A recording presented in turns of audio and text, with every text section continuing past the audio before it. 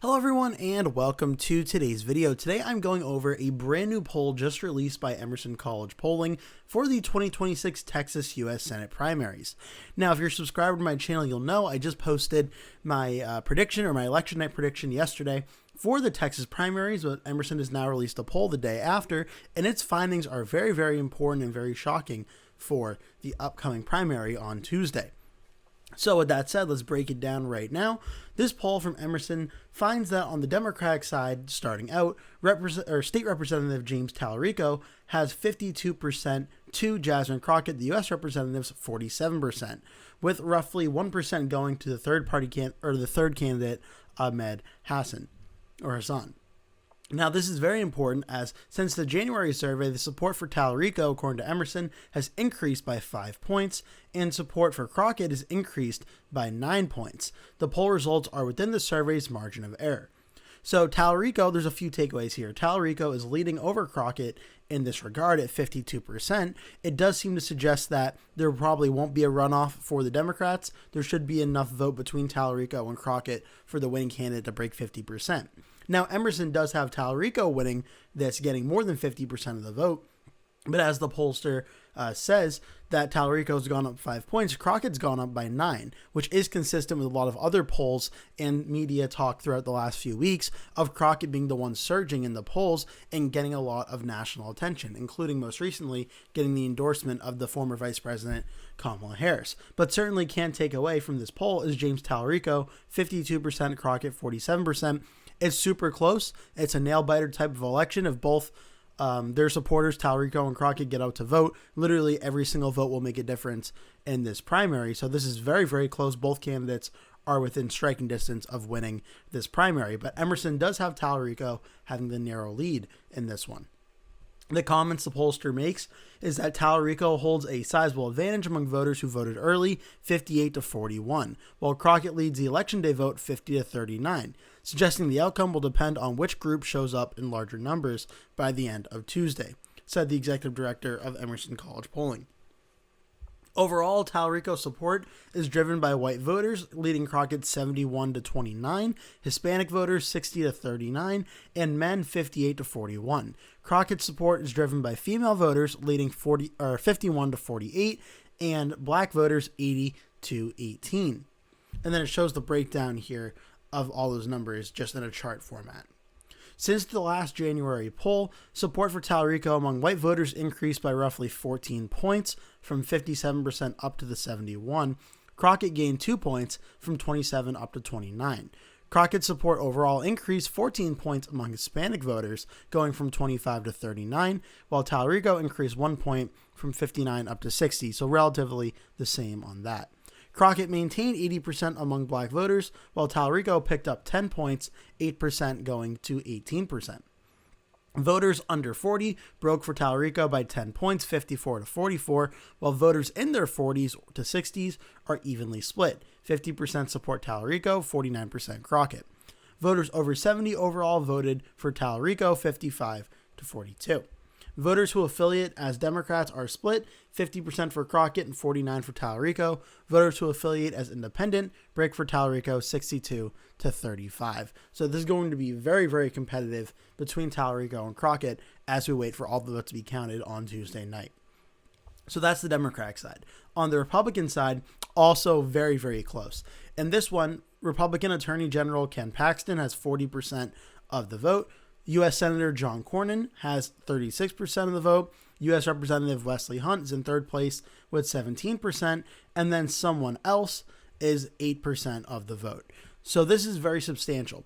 As Texas, you do need to break 50% of the vote to win outright. If that does not happen, there will be a runoff election between the top two vote getters. And Ken Paxton and John Cornyn and Wesley Hunt, this result is really not too shocking compared to the Democratic side of things, because this has been expected for a while now that Ken Paxton and John Cornyn will likely be advancing to a runoff and that Wesley Hunt will fall short of making it into the top two.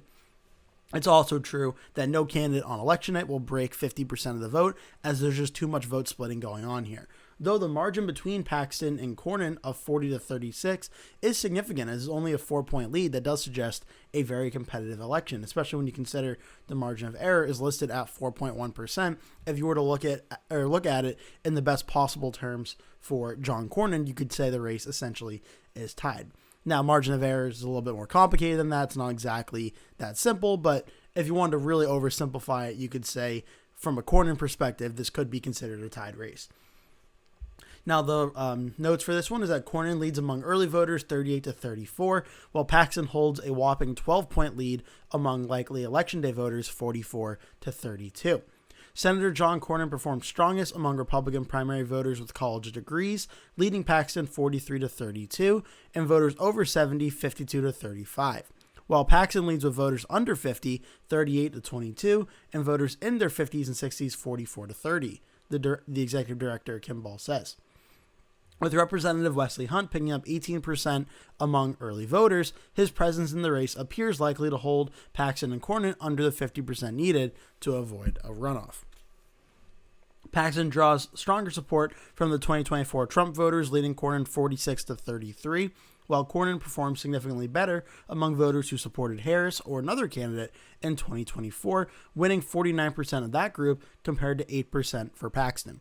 That echoes into the early parts of this campaign, where Paxton was accusing Cornyn of being a rhino and not friendly enough and loyal enough to President Trump, and that being the main argument. You see in the numbers here that more Trump voters are supporting Paxton, and more independents and even maybe some Democrats that moved to independent or Republican are supporting Cornyn in this race. That's very interesting.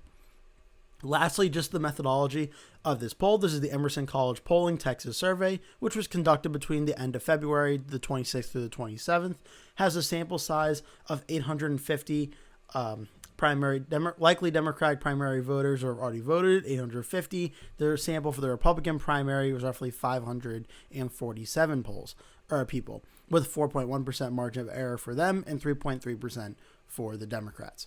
So that's the Emerson poll. And overall, how it factors into the current polling on the Democratic side for the averages, it still shows a very tight race. Decision Desk HQ still has Crockett up by 2.4. Overall, Vote Hub has Crockett up by 3.3. Race to the White House has Talarico up now 0.1. Crockett leading 270 to win 6.5. And 50 plus 1 has Crockett plus 4. So overall, among all the polling averages but race to the White House, which is a 0.1% lead, Jasmine Crockett is still winning in all those polling averages. So this does mean, based on the last few polls in the last really few weeks or so, that Emerson College is one of the most notable ones to overall have James Talarico leading Jasmine Crockett on the Democratic side. And you could go even further by saying most of the ones that did have Talarico leading are polls that are sponsored by PACs or polls like Lone Star Rising, which is a political action committee that does support Talarico. So you could argue that may be Talarico looking at his best and sort of propping up his support to make him look as good as really possible. And you could say Blueprint Polling could make a similar argument. So how this overall means for the Democratic side of things is Emerson College is a very reputable pollster. They got a lot of things right in 2024. They did get some things right as well, I believe, with the New Jersey and Virginia governor's race in 2025 as well. So they're a very reputable pollster. I'm not taking that away from them. In my prediction, I had a very close race, under 3 points as well, but I gave the edge to Jasmine Crockett over James Talarico. Now we're going to have to wait and see an election and how that ultimately plays out. I did note that there was a lot of still undecided vote left out there, 9.6%. That can ultimately decide this race between whether Crockett or Talarico wins. I'm pretty confident in my prediction. I think Jasmine Crockett narrowly wins by about 2 points because I think there's going to be more voter enthusiasm on election day for Crockett that turns out and votes for her. But certainly James Talarico could win. I would not be surprised one bit. But Emerson is the first poll thus far that's not affiliated with Talarico to show him breaking 50% in willing. Ultimately, it may end up being proven correct after election day, but we're going to have to wait and see. But I'm still narrowly expecting a very slight Crockett win on election day when everything is said and done. But again, this is why elections are for. Have to count the votes, see how it goes. For the Republican side of things, not really too much changes from this. Ken Paxton, John Cornyn, both are leading the top two candidates. Paxton's leading in all the polling averages by anywhere from about 2 to 6, 7 points. I did not mean to say 6, 7, but there you go. But let's say 2 to 6 points just to leave that out there. This is not a shock that Paxton's leading in this poll, 40-36. Wesley Hunt is getting a very significant amount of the vote in third place. Like the article says, it's stopping from Paxton or Cornyn breaking 50% of the vote. There will be a runoff election, and that's where things are really going to be interesting for the Republican primary. I think they did have hypothetical matchups beforehand of what Paxton versus Cornyn could look like. The last one was from Blueprint Polling, Democratic pollster, just from a few days ago, from February 23rd and 24th. It showed Paxton leading by roughly 13 points over John Cornyn, and that one's still 15% undecided. While some other polls, depending which one you look at, show a tight race.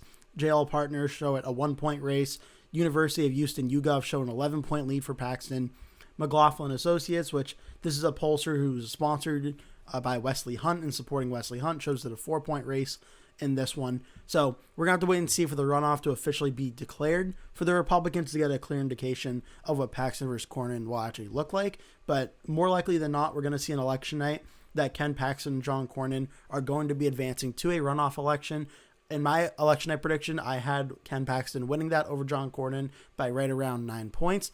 I think we're going to see it be a little bit closer than some of the polls saying 15 points or whatever, because I think there's going to be a good number of Republicans and independents that are concerned that Ken Paxton may cost them the Senate seat, which will ultimately make them vote for Cornyn.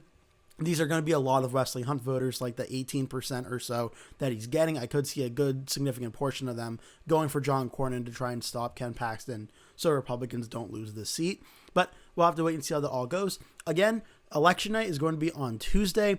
Texas, I do believe, is split up where they have some counties closing at 8 p.m. Eastern Time and 9 p.m. Eastern Time.